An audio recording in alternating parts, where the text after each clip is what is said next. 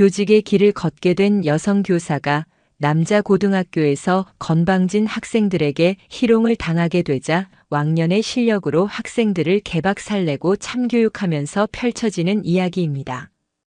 영상 시청 전에 구독과 좋아요 부탁드립니다. 저희에게 큰 힘이 됩니다. 잿빛 하늘은 금방이라도 무거운 수증기를 토해낼 듯 낮게 가라앉아 있었다. 한서진은 낡은 국산 세단의 운전대를 쥔 채 차창 밖으로 스쳐 지나가는 풍경을 물끄러미 바라보았다. 서울의 빽빽한 빌딩 숲과 네온 사이는 이미 몇 시간 전의 기억일 뿐이었다. 시야에 들어오는 것은 온통 염분에 부식되어 붉은 녹이 쓴 철제 구조물과 주인을 잃고 텅 빈 채 방치된 낡은 창고들 뿐이었다. 코를 찌르는 비릿한 바다 냄새와 희미한 기름 냄새가 뒤섞여 도시의 공기를 채웠다. 항구 도시 무진. 지도에서 이곳을 처음 발견했을 때 서진은 운명이라고 생각했다. 과거의 모든 것을 묻어버리기에 이보다 더 완벽한 곳은 없어 보였다.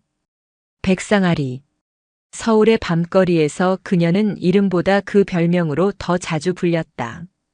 한번 물면 절대 놓지 않는 집요함과 상대를 압도하는 서늘한 카리스마. 그녀의 주먹과 배짱 아래 수많은 조직이 무릎을 꿇었다. 피와 배신이 난무하는 세계에서 정점을 향해 거침없이 나아가던 27의 어느 날 그녀는 문득 모든 것을 멈췄다. 거울에 비친 자신의 모습이 괴물처럼 느껴졌기 때문이었다. 공허했다. 돈과 권력을 손에 쥐었지만 남은 것은 깊은 상처와 지워지지 않는 후회뿐이었다. 그날 이후 그녀는 사라졌다. 조직의 모든 것을 내던지고 그림자처럼 자취를 감췄다. 그리고 2년. 그녀는 독서실과 고시원을 전전하며 죽은 듯이 공부에만 매달렸다. 피냄새 대신 잉크 냄새를 맡으며 주먹 대신 펜을 쥐었다. 그리고 마침내 교원 자격증이라는 새로운 신분증을 손에 넣었다. 아이들을 가르치는 것. 길을 잃은 아이들에게 자신과 같은 실수를 반복하게 하지 않는 것. 그것이 그녀가 찾은 새로운 삶의 이유이자 속죄의 방식이었다. 내비게이션이 목적지에 거의 다다랐음을 알렸다. 무진공업 고등학교. 낡고 빛바랜 교명이 적힌 교문이 눈앞에 나타났다. 서진은 심호흡을 한 번 하고 가장 온화한 미소를 지어 보였다. 그래, 한서진.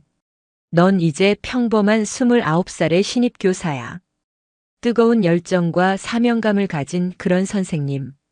스스로에게 주문을 외우며 차에서 내렸다. 하지만 그녀의 발이 학교 땅에 닿는 순간 그 다짐은 산산조각 나기 시작했다. 교문 한쪽 구석에 대여섯 명의 학생들이 모여 담배를 피우고 있었다. 달아빠진 교복, 위협적으로 보이기 위해 일부러 찢거나 변형시킨 옷차림, 그리고 세상을 향한 불만과 조소가 가득한 눈빛. 그들은 새로 나타난 서진을 머리부터 발끝까지 노골적으로 훑어보았다. 무리의 중심에 서 있던 유난히 눈매가 서늘하고 잘생긴 남학생이 피식 웃으며 연기를 뿜었다. 와, 이번엔 좀 쓸만한데? 나지막한 그의 말에 주변 아이들이 낄낄거렸다. 마치 동물원의 원숭이라도 된 듯한 기분이었다. 서진의 얼굴에서 미소가 순간적으로 굳었다. 과거의 그녀였다면 저 학생의 멱살을 잡고 턱을 부숴버렸을 것이다. 하지만 지금 그녀는 교사다. 서진은 다시 입꼬리를 끌어올려 미소를 만들며 그들 앞을 지나 교무실로 향했다. 등 뒤로 몸매 봐라. 성격은 어떨까? 저 같은 저급한 말들이 비수처럼 날아와 꽂혔다. 교무실의 공기는 학교의 외관만큼이나 침체되어 있었다. 교감은 인자한 표정을 하고 있었지만 눈빛에는 어떤 기대감도 담겨 있지 않았다.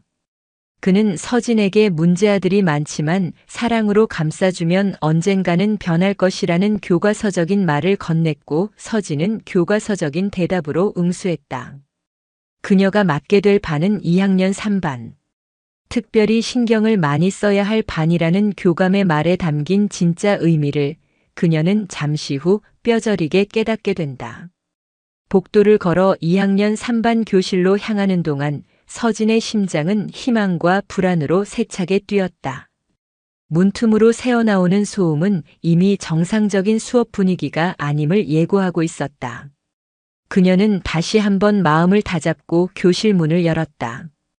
그리고 그 순간 서진은 할 말을 잃었다. 교실은 아수라장이었다.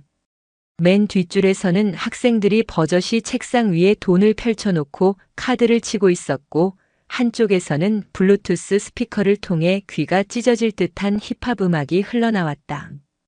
교실 바닥에는 과자 봉지와 음료수 캔이 나뒹굴었다. 그리고 가장 압권인 것은 교탁이었다. 교탁 위에는 한 남학생이 다리를 꼬고 앉아 있었다. 교문 앞에서 그녀를 보며 쓸만하다고 말했던 바로 그 학생이었다. 그는 서진의 등장을 기다렸다는 듯 모든 소음을 압도하는 차가운 눈빛으로 그녀를 응시하고 있었다. 그의 주변에 선 서너 명의 학생들은 호위무사처럼 그녀를 경계했다. 교실의 모든 시선이 일제히 그녀에게로 향했다. 그 시선들 속에는 호기심도 존중도 없었다. 오직 새로운 장난감이 얼마나 버틸까 하는 잔인한 관찰자의 눈빛만이 존재했다. 서진은 쿵 하고 심장이 내려앉는 것을 느꼈다. 이곳은 학교가 아니었다. 양육강식의 법칙만이 존재하는 정글 혹은 감옥이었다. 그녀는 천천히 교탁 앞으로 걸어갔다. 오늘부터 여러분과 1년을 함께할 담임 한서진입니다. 최대한 부드럽고 상냥한 목소리였다. 하지만 교탁 위의 남학생은 미동도 하지 않았다. 그는 오히려 서진을 비웃듯 입꼬리를 올렸다. 새로 오신 담임? 성함이 한서진이라. 그는 자리에서 천천히 내려와 서진의 바로 앞에 섰다. 180cm가 훌쩍 넘는 키. 다부진 체격에서 뿜어져 나오는 위압감은 어지간한 성인 남자 못지않았다. 그는 서진의 명찰을 손가락으로 툭 건드렸다. 서진아. 선생님이라는 호칭은 처음부터 존재하지 않았다. 그는 의도적으로 그녀의 이름을 부르며 자신과 그녀의 관계를 규정했다. 우리 반 규칙은 간단해. 우린 내 수업 안 들어. 넌 우리 안 건드려. 월급날까지 그냥 저 뒤에 앉아서 조용히 시간이나 때우다 가면 돼. 이게 여기 무진공고의 룰이야. 알겠어? 그의 이름은 권태영. 무진공고 2학년 3반에 그리고 이 학교에 보이지 않는 왕이었다. 서진은 권태영의 서늘한 눈동자 속에서 과거 자신이 상대했던 수많은 인간들의 탐욕과 폭력성을 보았다. 희망으로 부풀었던 심장은 차갑게 식어버렸다. 여기는 지옥이었다. 그리고 그녀는 제 발로 지옥의 가장 깊은 곳으로 걸어 들어온 것이었다. 교실 창밖으로 잿빛 무진항의 하늘이 그녀를 비웃듯 내려다보고 있었다. 다음 날 아침 한서진은 누구보다 먼저 학교에 도착했다. 어젯밤의 충격과 절망감에 뜬 눈으로 밤을 새웠지만 이대로 무너질 수는 없었다. 그녀는 2학년 3반 교실로 들어가 밤새 나뒹굴던 쓰레기들을 말없이 치우기 시작했다. 과자 봉지, 음료수 캔, 담배꽁초까지. 교실을 청소하는 것은 그녀의 작은 반항이자 이곳을 포기하지 않겠다는 무언의 선언이었다. 학생들이 하나둘 등교하기 시작했다. 깨끗해진 교실을 보고 몇몇 학생들의 눈이 휘둥그레졌지만 그뿐이었다. 권태영이 교실에 들어서는 순간 공기는 다시 그의 것으로 변했다.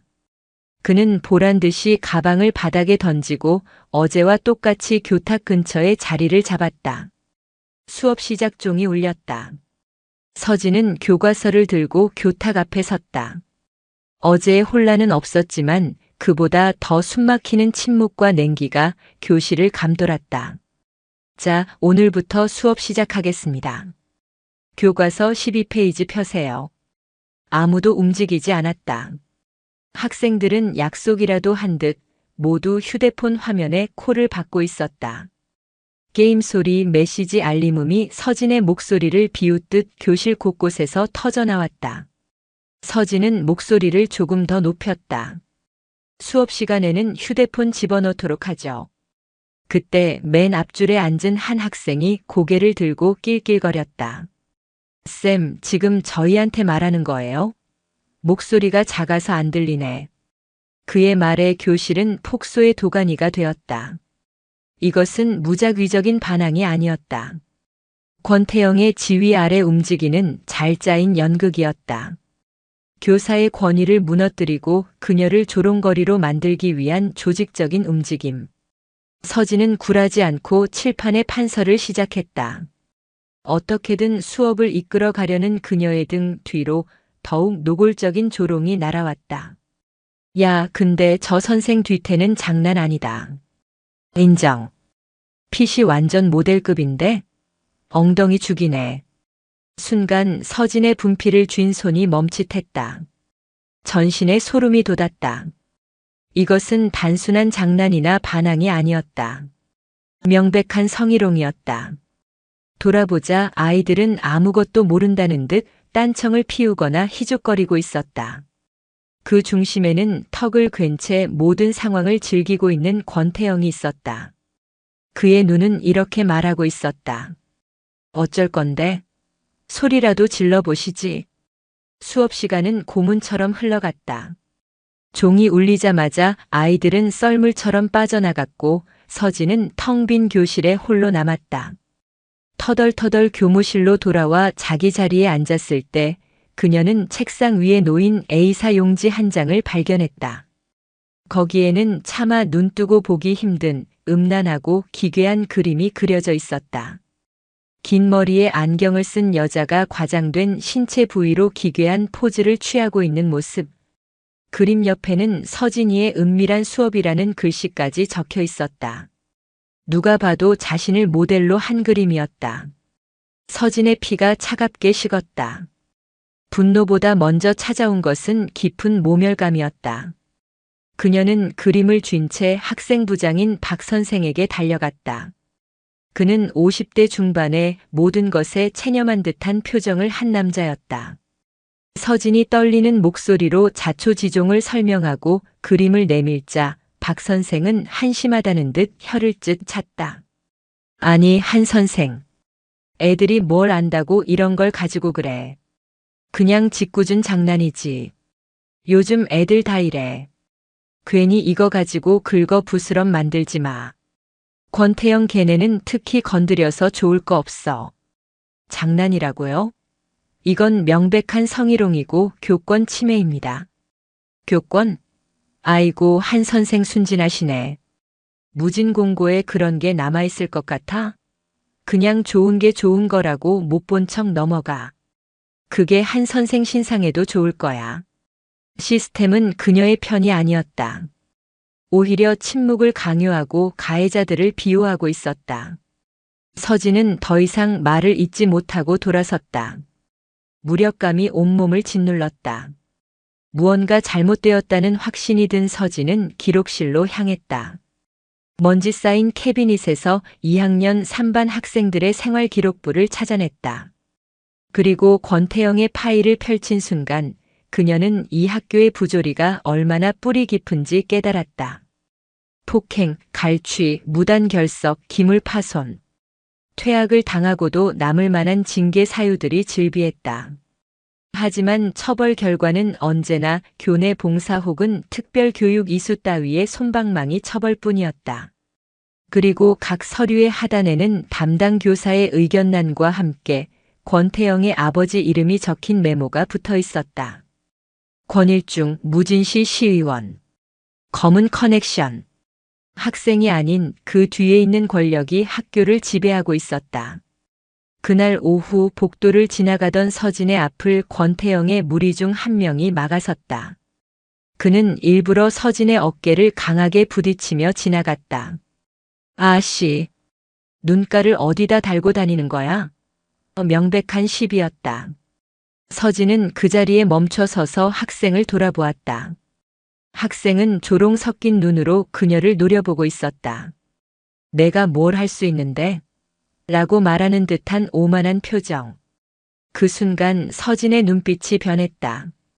온화하고 부드러웠던 교사의 눈빛은 온데간데 없이 상대를 꿰뚫어 보는 듯한 서늘하고 날카로운 백상아리의 눈빛이 스쳐 지나갔다. 그녀는 아무 말도 하지 않았다. 그저 학생의 눈을 똑바로 응시했다. 학생의 얼굴에서 조소가 사라졌다. 본능적인 위기감을 느낀 듯 그는 침을 한번 삼키더니 뭘 봐? 라며 허세를 부리고는 황급히 자리를 떴다. 서진은 그제야 시선을 거두었다. 그녀는 아직 싸우는 법을 선택하지 않았지만 그녀의 본능은 이미 알고 있었다. 이 지옥에서는 교과서적인 방법으로는 아무것도 지킬 수 없다는 것을. 한서진의 무언의 반격은 권태영의 심기를 건드렸다. 어깨를 부딪혔던 학생은 그날 오후 권태영에게 불려가 선생 하나 제대로 처리 못하냐며 굴욕을 당했다. 그날 이후 2학년 3반의 분위기는 더욱 살벌해졌다. 아이들의 도발은 이제 그녀의 인내심을 시험하는 게임이 되어버렸다. 다음 날 아침 서진은 자신의 차 타이어가 날카로운 것에 찢겨 주저앉아 있는 것을 발견했다. 명백한 경고였다. 수업 시간에 학생들은 더욱 대담해졌다. 어제 책상 위에 놓여있던 음란한 그림을 복사해 돌려보며 낄낄거렸고 선생님, 어제 그림 보셨어요? 완전 똑같던데라며 대놓고 그녀를 모욕했다. 서진은 칠판을 향해 선 채 분필을 쥔 손에 힘을 주었다. 손마디가 하얗게 질리고 손톱이 손바닥을 파고드는 고통이 느껴졌다. 참아. 넌 이제 선생이야. 저 애들은 아직 어리고 길을 잃었을 뿐이야. 내가 바로 잡아줘야 해. 이성적인 목소리가 머릿속에서 울렸지만 심장 깊은 곳에서는 다른 목소리가 꿈틀거렸다. 아니, 저건 악이야. 계산된 폭력이라고. 저런 것들은 말이 아니라 공포를 가르쳐야 알아들어. 예전의 너처럼. 과거의 기억들이 불쑥불쑥 고개를 들었다. 상대 조직원의 팔을 꺾으며 비명을 듣던 순간의 차가운 희열, 자신 앞에서 벌벌 떨며 목숨을 구걸하던 이들의 비굴한 눈빛. 그 모든 것을 잊었다고 생각했는데 지옥 같은 현실은 잊었던 괴물을 끄집어내려 하고 있었다. 그녀는 수업 시간 내내 이성과 본능 사이에서 아슬아슬한 줄타기를 해야 했다. 그날 밤 서진은 좁고 낡은 원룸에서 홀로 컵라면으로 저녁을 때우고 있었다. 창밖은 칠흑같이 어두웠고 멀리서 들려오는 백고동 소리가 처연하게 울렸다. 희망을 품고 온 이곳은 이제 그녀를 고립시키는 거대한 감옥처럼 느껴졌다. 학교에서는 통제 불능의 아이들이 보이지 않는 권력이 그녀의 숨통을 조여왔다. 다 때려치우고 서울로 돌아갈까? 다시 예전처럼 살면 적어도 이런 비참한 꼴은 당하지 않을 텐데. 바로 그때였다. 익숙하지 않은 번호로 전화가 걸려왔다. 광고 전화이거나 혹은 학교에서 온 전화일 거라 생각하며 무심코 통화 버튼을 눌렀다. 여보세요. 수화기 너머에서는 아무 소리도 들리지 않았다. 정적이 몇 초간 이어졌다. 서진이 끊으려는 순간 나지막하고 기름기 낀 남자의 목소리가 흘러나왔다. 오랜만이야. 백상아리. 순간 서진의 심장이 멎는 듯 했다. 온몸에 피가 역류하는 기분이었다. 백상아리. 2년 동안 단 한 번도 들어본 적 없는 그녀가 필사적으로 지우려 했던 이름. 목소리의 주인은 서울에서 조직 생활을 할 때 그녀의 아래에서 더러운 일을 처리하던 칼치였다. 누구시죠? 서진은 본능적으로 목소리를 바꾸며 되물었다. 하지만 상대는 비웃음을 터뜨렸다. 에이, 목소리 변한 거 봐.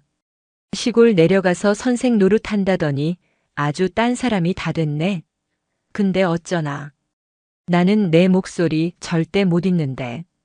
원하는 게 뭐야? 결국 서진은 본 모습을 드러냈다.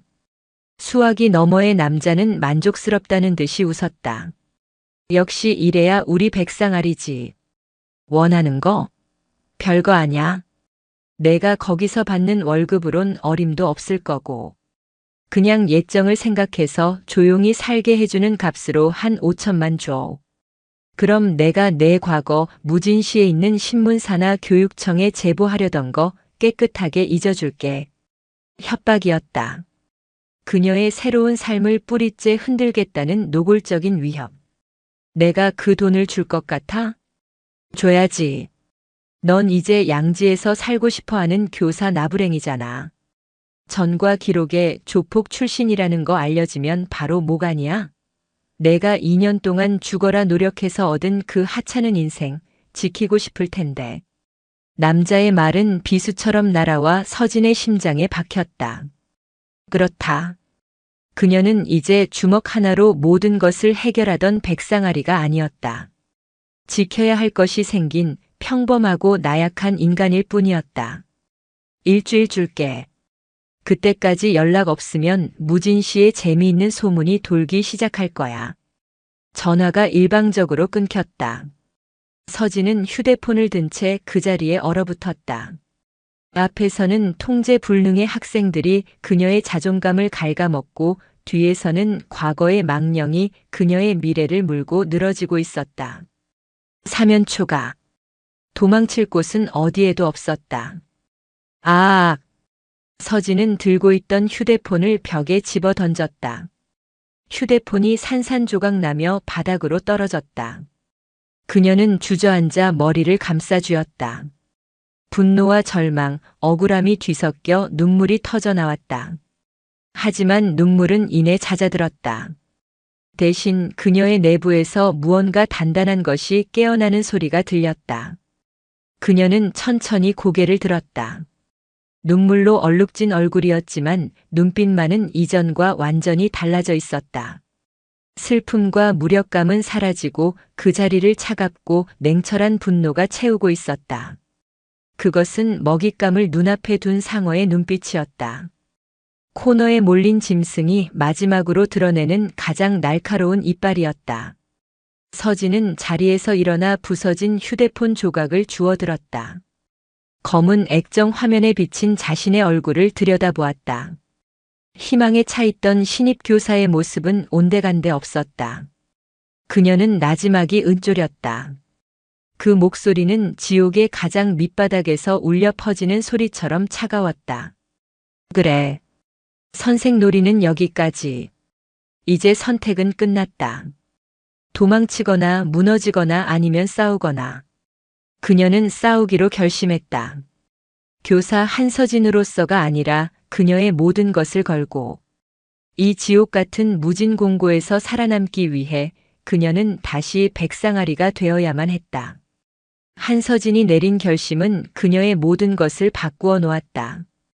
다음 날 아침 그녀의 눈빛에는 더 이상 불안이나 초조함이 없었다. 대신 그 자리에는 모든 것을 꿰뚫어 보는 듯한 차가운 관조가 자리 잡고 있었다.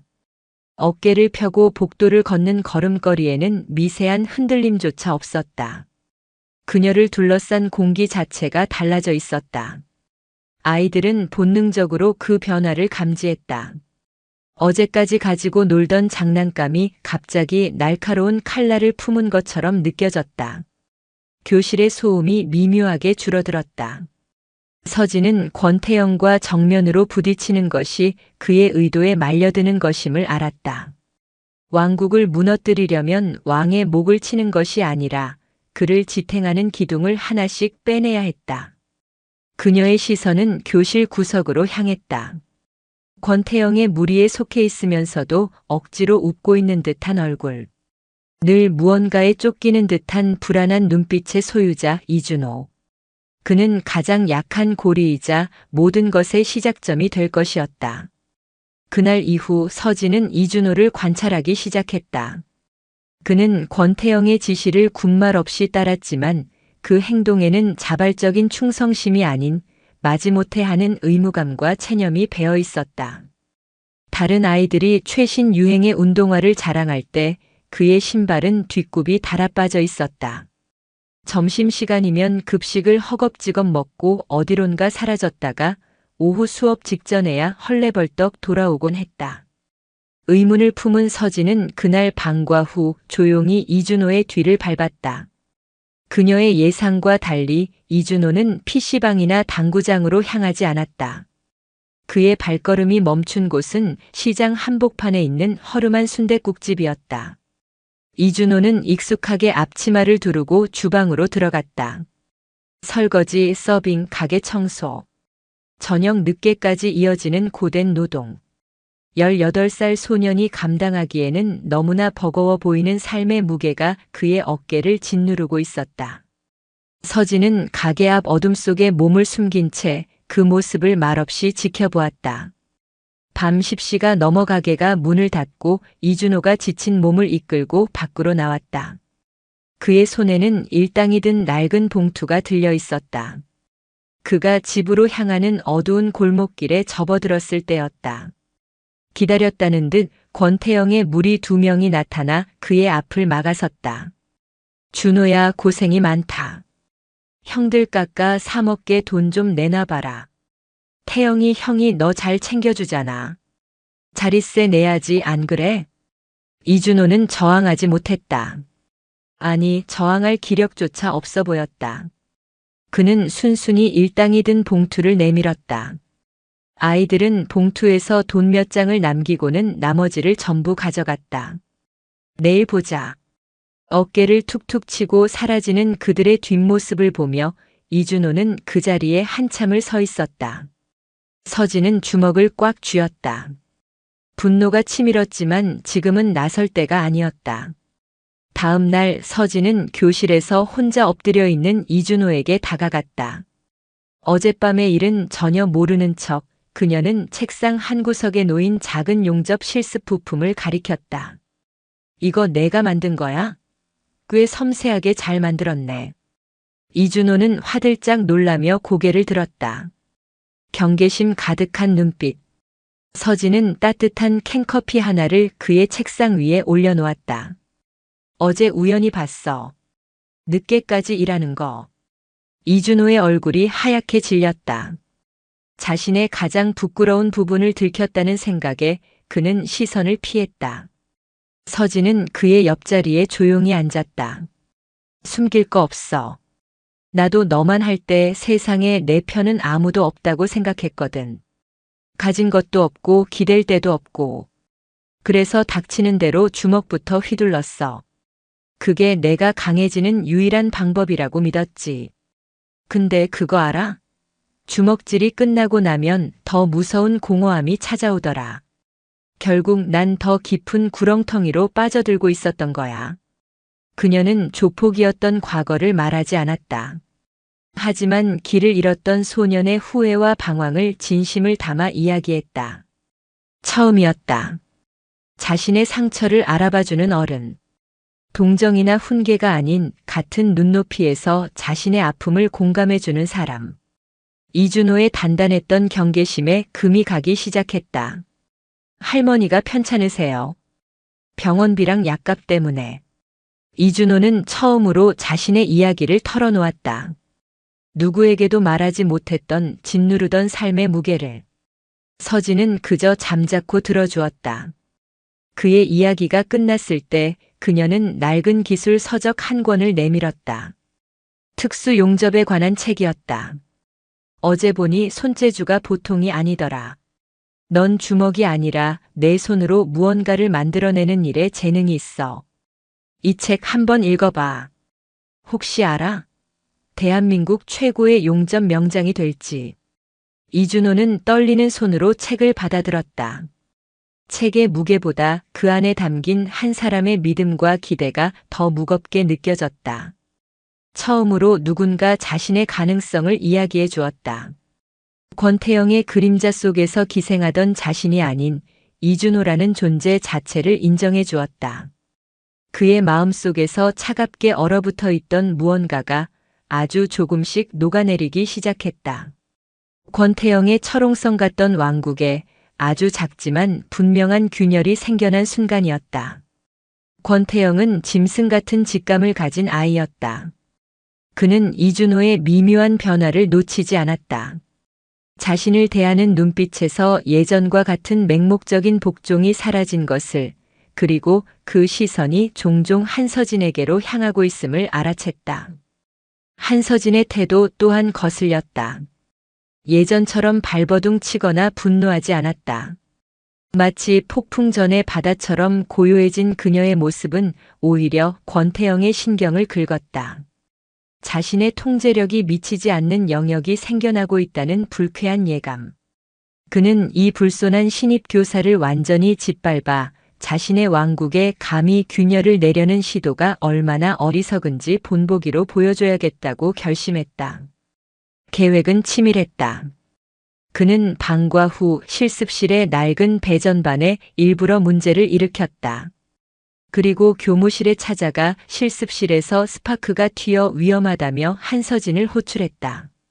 담임 교사로서 확인해야 할 의무가 있는 상황. 다른 교사들은 모두 퇴근하고 없는 해가 저물어 어둑해진 시간이었다. 한서진은 함정일지도 모른다는 것을 직감했다. 하지만 피할 수는 없었다. 피하는 것은 곧 패배를 인정하는 것이었다. 그녀는 말없이 자리에서 일어나 권태영을 따라 나섰다. 텅 빈 복도를 걸어 실습실로 향하는 동안 두 사람 사이에는 어떤 대화도 오가지 않았다. 오직 서늘한 긴장감만이 감돌았다. 실습실 문을 열자 매캐한 먼지 냄새와 함께 오존 냄새가 코를 찔렀다. 권태영은 배전반을 가리켰고 서진이 그쪽으로 다가가 상태를 살피는 순간이었다. 뒤에서 철컥하는 소리와 함께 실습실 문이 잠겼다. 권태영이 밖에서 문을 잠근 것이 아니었다. 그의 부하 한 명이 밖에서 문을 잠그고 망을 보고 있는 것이 분명했다. 이제 이 넓은 실습실 안에는 한서진과 권태영 단둘만 남게 되었다. 서진은 천천히 몸을 돌렸다. 권태영은 더 이상 학생의 얼굴을 하고 있지 않았다. 그는 탐욕스러운 미소를 지으며 사냥감을 몰아넣은 포식자처럼 서서히 다가왔다. 선생님, 둘만 있으니 좋네요. 그가 한 걸음 다가올수록 서진의 감각은 날카롭게 곤두섰다. 등 뒤에 차가운 벽이 느껴졌다. 퇴로는 없었다. 권태영은 그녀의 바로 앞까지 다가와 도망갈 곳이 없도록 한쪽 팔로 벽을 짚었다. 숨결이 느껴질 정도로 가까운 거리. 그의 입에서 나오는 말들은 교실에서 하던 조롱과는 차원이 다른 농밀한 악의를 담고 있었다. 선생님, 그렇게 애들한테 일일이 잘해주지 마. 질투나잖아. 준호 같은 찐따 새끼한테 신경 쓸 시간에 차라리 나한테만 잘해주는 건 어때? 그는 서진의 턱을 손가락으로 부드럽게 쓰다듬으려 했다. 서진이 고개를 틀어 피하자 그는 재미있다는 듯 웃음을 터뜨렸다. 아빠한테 말 한마디면 쌤 같은 기간제 교사 내일 당장 정교사로 만들어주는 거 일도 아니야. 내가 그렇게 해줄게.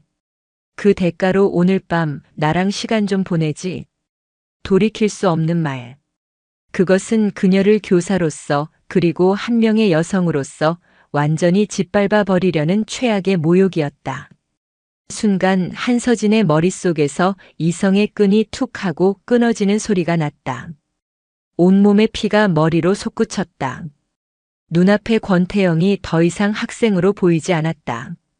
과거에 그녀가 짓밟아왔던 수많은 쓰레기들과 똑같은 그저 처리해야 할 대상으로 보일 뿐이었다. 그녀의 손이 번개처럼 올라갔다. 권태영의 턱을 향해 날아가는 주먹. 하지만 그의 턱에 닿기 직전 주먹은 허공에서 멈췄다. 여기서 주먹을 쓰면 모든 것이 끝이었다. 그녀가 2년간 쌓아온 모든 것, 그녀가 지키고 싶었던 새로운 삶이 물거품이 되는 것이었다. 그녀는 가까스로 터져 나오려는 백상아리를 억눌렀다. 대신 그녀는 다른 것을 꺼내들었다. 폭력보다 더 서늘하고 공포보다 더 원초적인 압도적인 기운. 한서진은 천천히 주먹을 풀었다. 그리고 고개를 들어 권태영의 눈을 똑바로 바라보았다. 그녀의 눈동자에는 더 이상 분노나 당황의 기색이 없었다. 깊이를 알 수 없는 심해처럼 차갑고 고요한 어둠만이 자리하고 있었다. 그녀의 입술이 천천히 열렸다.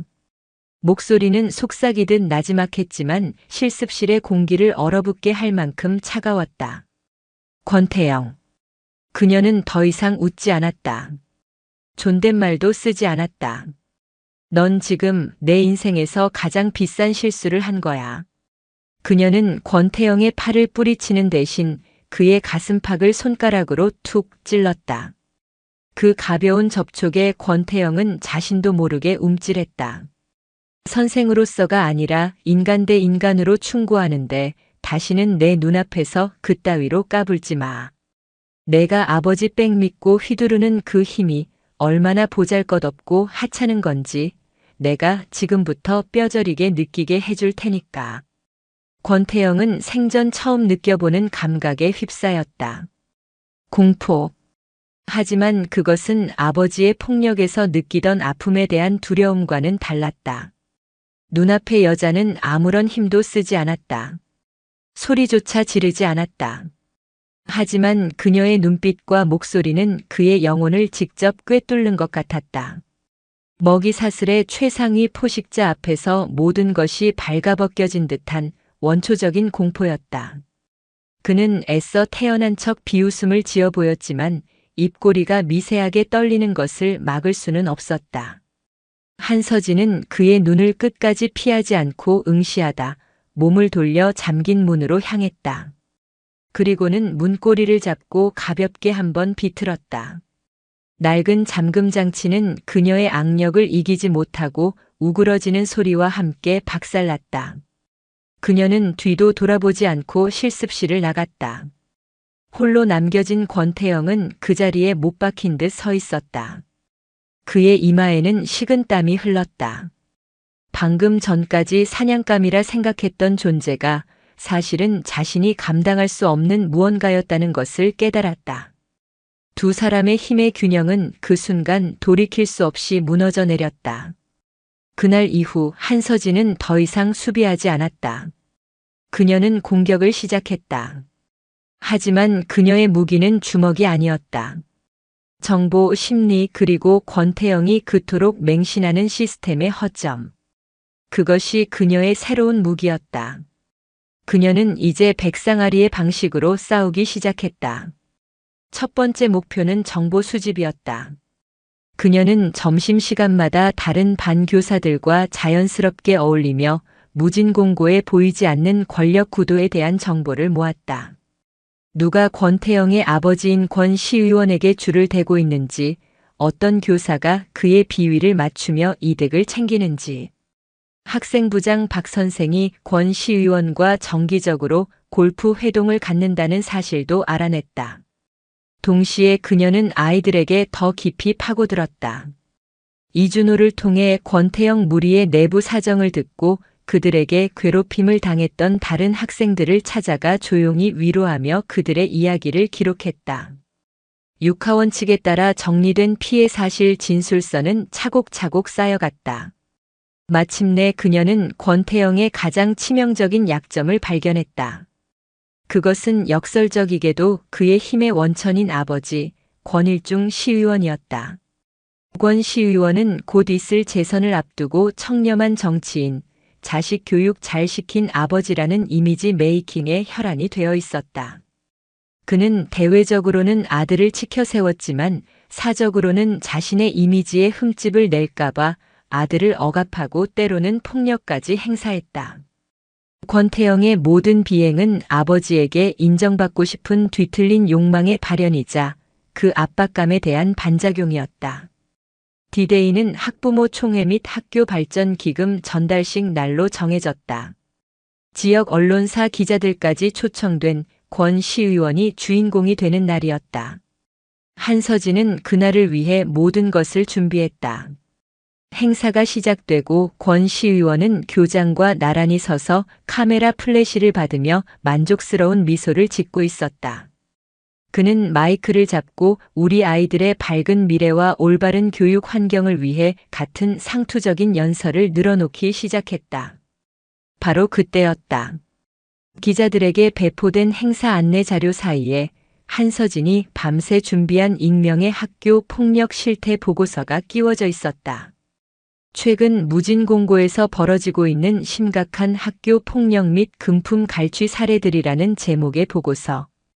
가해 학생의 이름은 학생 K로 익명 처리되었지만 그가 시의원의 아들이라는 암시가 교묘하게 포함되어 있었다. 기자들 사이에서 술렁임이 일었다. 몇몇 눈치 빠른 기자들은 카메라를 권 시의원과 그 옆에 서 있던 권태영에게 향하기 시작했다. 그것이 끝이 아니었다. 한서진은 미리 약속했던 이준호와 눈을 맞췄다. 이준호는 권태영에게 상습적으로 돈을 빼앗겼던 다른 반 학생의 등을 떠밀어 주었다. 그 학생은 갑자기 사람들 앞에서 울음을 터뜨렸다. 저기 있는 권태영한테 돈을 뺏겼어요. 매일 돈을 안 갖다 주면 때리고 괴롭혔다고요. 모든 시선이 권태영에게로 쏠렸다. 권 시의원의 연설은 중단되었다. 그의 얼굴에서 인자한 미소는 사라지고 분노로 시뻘겋게 달아올랐다. 완벽하게 짜인 연극, 자신의 재선 가도에 찬물을 끼얹는 최악의 스캔들. 그는 이 모든 상황을 수습할 생각도 못하고 이글거리는 눈으로 아들을 노려보았다. 이 쓸모없는 자식아. 짝 하는 날카로운 파열음이 강당 전체에 울려 퍼졌다. 권 시의원의 손이 권태영의 뺨을 거세게 후려친 것이었다. 기자들의 카메라 플래시가 미친 듯이 터져나왔다. 무진공고의 무소불위의 왕 교사들조차 두려워하던 권태영이 수많은 사람들 앞에서 자신에게 힘을 실어주던 아버지의 손에 의해 무력하게 무너져 내렸다. 그의 뺨에는 붉은 손자국이 선명하게 남았다. 하지만 그보다 더 깊은 상처는 그의 자존심에 새겨졌다. 학생들은 숨을 죽인 채 그 광경을 지켜보았다. 신화가 무너지는 순간이었다. 그들이 두려워하고 동경했던 왕은 없었다. 그저 아버지에게 뺨을 맞고 고개도 들지 못하는 초라한 소년이 있을 뿐이었다. 이준호는 굳은 표정으로 한서진의 곁으로 걸어왔다. 그것은 침묵의 선언이었다. 더 이상 권태영의 그림자 속에 숨지 않겠다는, 이제는 오른편에 서겠다는 선언. 그의 용기 있는 행동을 시작으로 그동안 권태영의 눈치를 보며 억지로 무리에 속해 있던 몇몇 학생들이 슬금슬금 그에게서 거리를 두기 시작했다. 공포로 쌓아올린 왕국은 그 기반이 무너지자 순식간에 균열을 보이기 시작했다. 한서진은 이 모든 풍경을 아무런 표정 없이 바라보고 있었다. 그녀의 눈빛은 마치 잘 짜인 체스판에서 상대의 킹을 완벽하게 체크메이트 시킨 플레이어처럼 차갑고도 만족스러워 보였다. 그녀는 주먹 한 번 쓰지 않고 가장 우아하고도 잔인한 방식으로 복수를 완성했다. 이것이 바로 백상아리의 방식이었다. 권태영의 뺨에 새겨진 붉은 손자국은 단순한 상처가 아니었다. 그것은 무진공고를 지배하던 보이지 않는 권력의 균열을 상징하는 낙인이었다. 아버지에게 공개적으로 뺨을 맞은 왕의 위신은 땅에 떨어졌고 그를 따르던 아이들은 썰물처럼 흩어졌다. 공포로 유지되던 질서는 허무하게 무너져 내렸다. 하지만 한서진은 알고 있었다. 이것은 끝이 아니라 진짜 전쟁의 시작일 뿐이라는 것을. 권일중 시의원은 분노로 이성을 잃었다. 수년간 공들여 쌓아온 자애로운 아버지와 청렴한 교육 정치인의 이미지가 한낱 기간제 교사 때문에 한순간에 무너져 내렸다. 기자들의 카메라 앞에서 아들의 뺨을 때리는 장면은 다음날 지역 신문 일면을 장식했고 인터넷 커뮤니티에서는 가정폭력 시의원이라는 꼬리표가 붙어 그를 조롱했다. 재선을 앞둔 그에게는 치명타였다. 그의 분노는 아들인 권태영을 넘어 이 모든 사태를 설계한 한서진에게로 향했다. 다음 날부터 보이지 않는 압박이 시작되었다. 교장은 서진을 호출하는 횟수가 잦아졌고 만날 때마다 한 선생, 너무 나서는 거 아니야? 학생 문제는 좋게 좋게 풀어야지 이렇게 시끄럽게 만들면 어떡해라며 애둘러 그녀를 비난했다. 권 시의원의 입김이 작용한 결과였다. 가장 적극적으로 움직인 것은 학생부장 박 선생이었다. 권 시의원에게 잘 보일 절호의 기회라고 판단한 그는 한서진의 일거수일투족을 감시하며 꼬투리를 잡기 위해 혈안이 되었다. 그녀가 이준호를 비롯한 몇몇 학생들과 상담하는 것을 특정 학생 편애 및 파벌 조장으로 권태영에게 강하게 나갔던 것을 학생 인권 침해 및 정서적 학대로 몰아가기 시작했다. 그는 교내에 한서진에 대한 악의적인 소문을 퍼뜨렸고 다른 교사들은 권 시의원의 눈치를 보며 그녀를 슬슬 피했다. 한서진은 순식간에 교무실의 왕따가 되었다. 하지만 서진은 흔들리지 않았다. 오히려 이 모든 상황을 예상했다는 듯 덤덤하게 자신의 일을 계속했다. 그녀는 박 선생이 자신을 음해하기 위해 꾸민 보고서의 허점을 조목조목 반박하는 자료를 만들었고 아이들의 진술서를 더욱 꼼꼼하게 정리하며 만일의 사태에 대비했다. 결국 권 시의원은 최후의 카드를 꺼내들었다. 그는 교육청에 직접 압력을 넣어 한서진을 위한 특별징계위원회를 소집하도록 만들었다. 징계 사유는 교사 품위유지 의무 위반 및 학생지도 능력 부족. 명분은 그럴듯했지만 실상은 눈엣가시 같은 그녀를 합법적으로 학교에서 쫓아내기 위한 요식행위에 불과했다. 징계위원회가 열리는 날 학교에는 폭풍전야 같은 긴장감이 감돌았다. 위원회에는 교감과 교육청 장학사 그리고 권 시의원의 입김이 닿는 학부모 위원들이 앉아 있었다. 박 선생은 그동안 수집한 한서진의 비위 자료들을 의기양양하게 펼쳐놓았다. 한서진 선생은 부임 초부터 특정 학생들과 부적절한 관계를 형성하며 학생들 간의 위화감을 조성했고 정상적인 수업을 거부하는 등 교사로서의 기본적인 자질이 의심됩니다. 특히 학생 K권 태영에게는 지속적인 언어 폭력과 정서적 학대를 가하여 박 선생의 일장 연설이 끝나고 권 시의원과 눈을 맞춘 학부모 위원이 날카롭게 질문을 던졌다. 한 선생, 정말 학생들에게 그렇게 편파적으로 행동하고 폭언을 한 것이 사실입니까? 한서진은 자리에서 일어나 위원들을 차례로 둘러보았다. 그녀의 눈빛에는 두려움이나 억울함 대신 모든 것을 체념한 듯한 고요함이 어려 있었다. 제가 특정 학생들에게 더 마음을 쓴 것은 사실입니다. 하지만 그것은 편애가 아니라 도움이 절실히 필요한 아이들을 외면할 수 없었기 때문입니다. 그리고 권태영 학생에게 강하게 말한 것 또한 그릇된 행동을 바로잡아주기 위한 교육적 충고였을 뿐 학대하려는 의도는 없었습니다. 그녀의 차분한 대답에 위원들이 잠시 할 말을 잃은 순간 회의실 뒷문이 열리며 권일중 시의원이 직접 모습을 드러냈다. 그는 위원도 아니었지만 아무도 그의 등장을 제지하지 못했다. 그는 비열한 미소를 지으며 서류 봉투 하나를 테이블 위로 던졌다. 교육자 여러분, 제가 왜 이 자리에 나왔는지 아십니까? 저 교사가 어떤 사람인지 여러분은 똑똑히 알아야 하기 때문입니다. 교감이 조심스럽게 봉투를 열었다. 그 안에는 한서진의 과거 전과 기록과 백상아리라 불리던 시절의 행적이 담긴 경찰 조서 일부가 복사되어 들어있었다. 폭행, 상해, 갈취 전과 사범. 서울 밤거리를 주름잡던 조직폭력배. 이런 사람이 어떻게 신성한 교단에 설 수 있단 말입니까?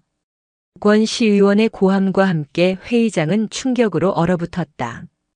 교감의 손이 부들부들 떨렸고 다른 위원들은 경악과 혐오가 뒤섞인 눈으로 그녀를 쳐다보았다.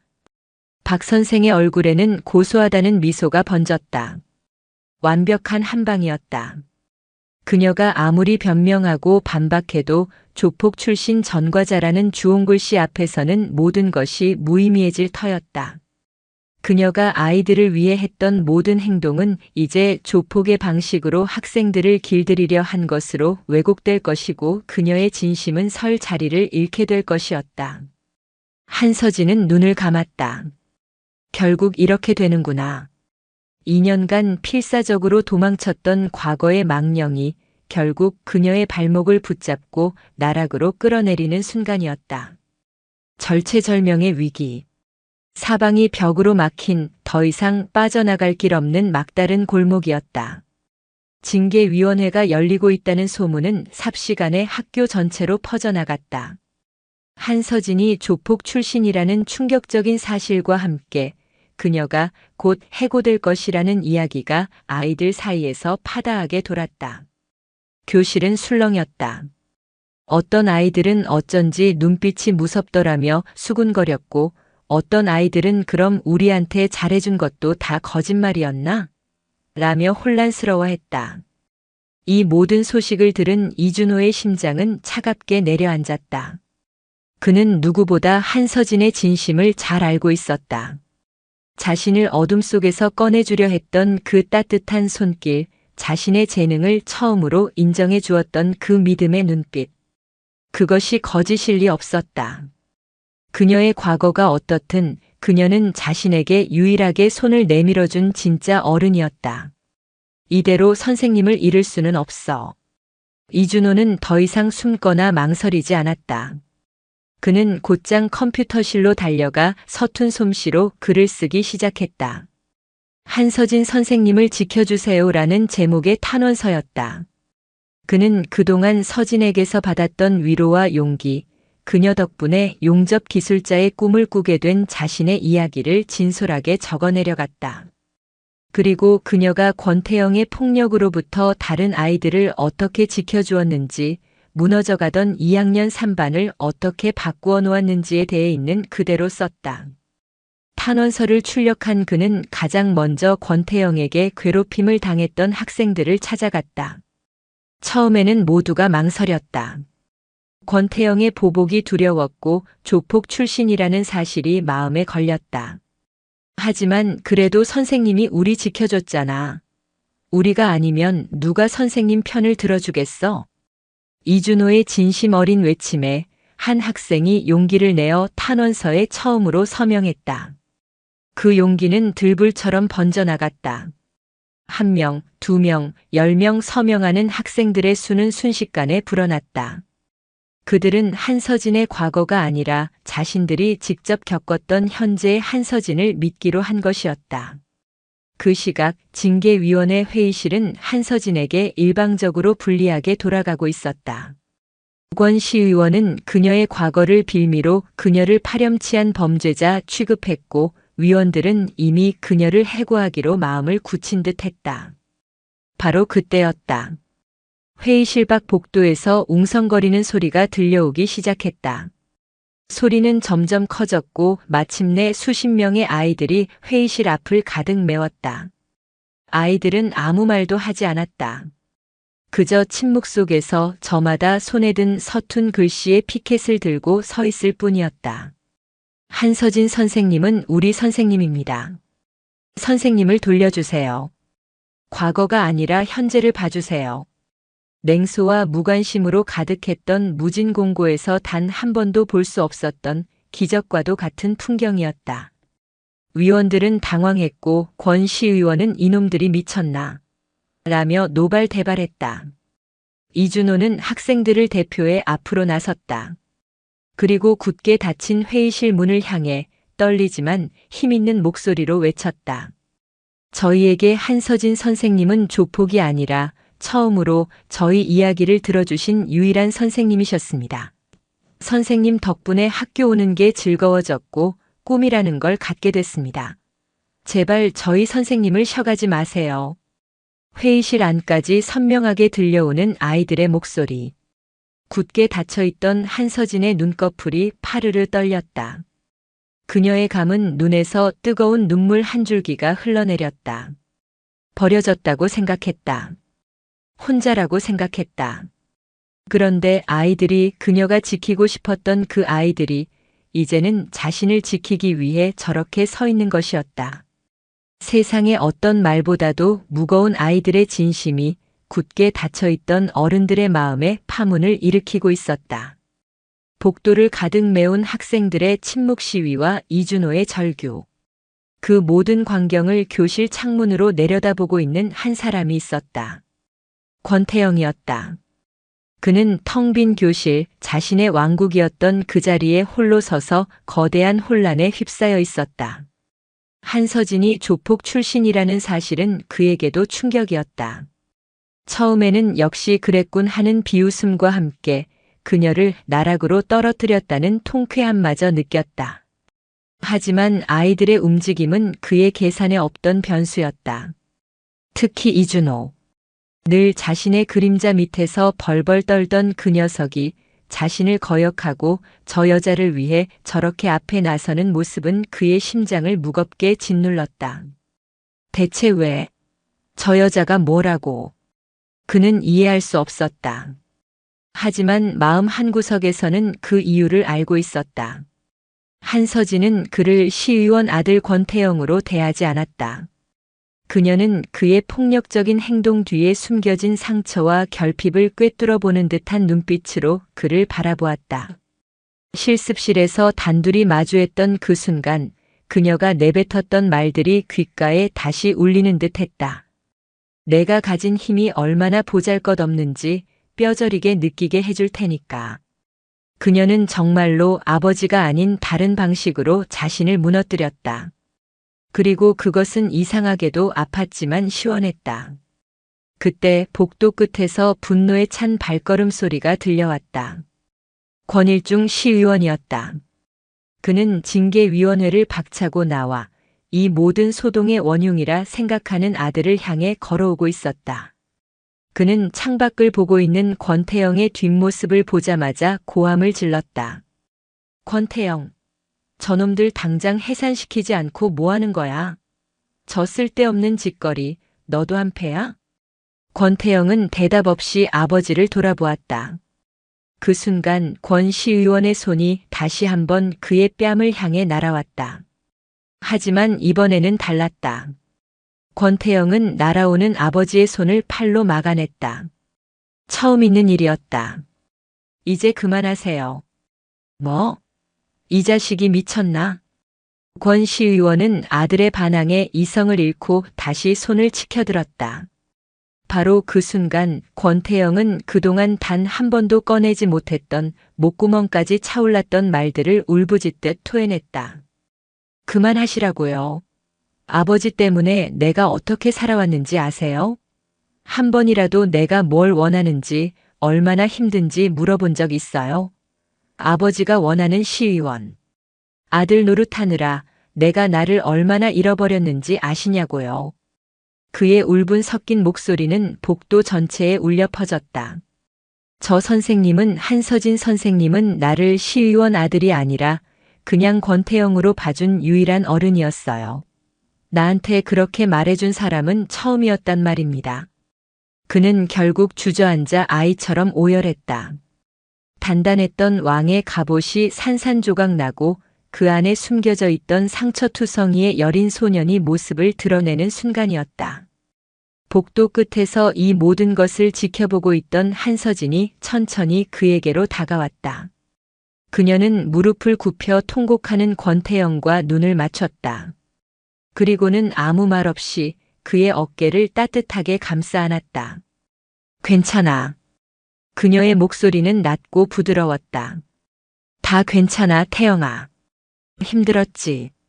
그녀의 위로에 권태영은 더 큰 소리로 울음을 터뜨렸다. 그것은 패배의 눈물이 아니었다. 비로소 자신의 상처와 정면으로 마주하고 억눌렸던 감정을 해소하는 치유의 눈물이었다. 삐뚤어졌던 왕은 자신을 진정으로 이해해주는 어른의 품에서 비로소 무거운 왕관을 내려놓을 수 있었다. 한 명의 학생이 흘린 진심의 눈물은 수십 명의 목소리보다 더 큰 힘을 가지고 있었다. 권태영의 절규와 그를 감싸 안는 한서진의 모습을 본 교감과 다른 교사들은 더 이상 권 시의원의 눈치를 보지 않았다. 아이들의 진심이 그리고 한 교사의 헌신이 얼어붙었던 그들의 마음을 움직인 것이었다. 결국 징계위원회는 징계 사유 불충분으로 무기한 연기되었다. 사실상의 무효화 선언이었다.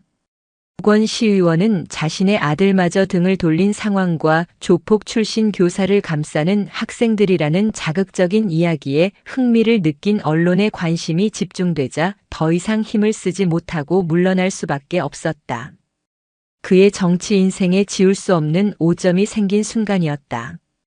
그날 이후 무진공업고등학교에는 놀라운 변화의 바람이 불기 시작했다. 가장 먼저 달라진 것은 2학년 3반이었다. 폭력과 조롱이 사라진 교실에는 어색한 침묵이 흘렀지만 그 침묵은 오래가지 않았다. 이준호는 특수 용접 동아리를 만들었고 권태영은 의외로 그 동아리의 첫 번째 부원이 되었다. 왕이 아닌 평범한 학생으로 돌아온 그는 처음으로 친구들과 어울려 무언가를 배우는 즐거움을 깨달아갔다. 교실에서는 더 이상 담배 연기 대신 서툰 용접 불꽃이 튀었다. 변화는 학교 전체로 퍼져나갔다. 복도에서 들려오던 욕설은 점차 줄어들었고 실습실에서는 엔진 소리와 기계음이 다시 활기차게 울려 퍼졌다. 학생들은 더 이상 교사들을 피하거나 무시하지 않았다. 한서진은 아이들의 변화를 이끌어낸 중심이 되었다. 그녀의 교무실 책상에는 이제 음란한 낙서 대신 학생들이 서툴게 만든 용접 작품이나 정비 실습에 대한 질문을 적은 쪽지들이 놓여 있었다. 한서진은 어느 날 오후 옥상에 올라가 노을 지는 무진항을 내려다보았다. 잿빛으로만 보였던 이 도시가 이제는 석양빛을 받아 아름답게 빛나고 있었다. 그녀는 자신의 어두운 과거가 더 이상 상처나 족쇄가 아니라는 것을 깨달았다. 오히려 그 상처가 있었기에 상처받은 아이들의 마음을 누구보다 깊이 이해하고 보듬어 줄 수 있는 힘이 되었다는 것을. 백상아리의 경험은 그녀에게서 많은 것을 앗아갔지만 동시에 누구도 갖지 못한 강인함과 통찰력을 선물했다. 그녀는 아이들을 구원한 것이 아니었다. 아이들을 통해 자기 자신이 구원받았음을 깨달았다. 교탁에 선 한서진은 활기 넘치는 눈빛으로 자신을 바라보는 학생들을 보며 미소 지었다. 그녀의 미소는 이제 억지로 만들어낸 것이 아닌 마음 깊은 곳에서 우러나오는 진짜 미소였다. 잿빛 항구 도시 무진항에 마침내 희망이라는 이름의 선명한 무지개가 떠오르고 있었다. 한서진은 아이들의 인생뿐만 아니라 자기 자신의 인생에도 새로운 의미를 선물하며 진정한 교사로 거듭나고 있었다. 영상이 유익하셨다면 구독과 좋아요, 댓글까지 부탁드리겠습니다.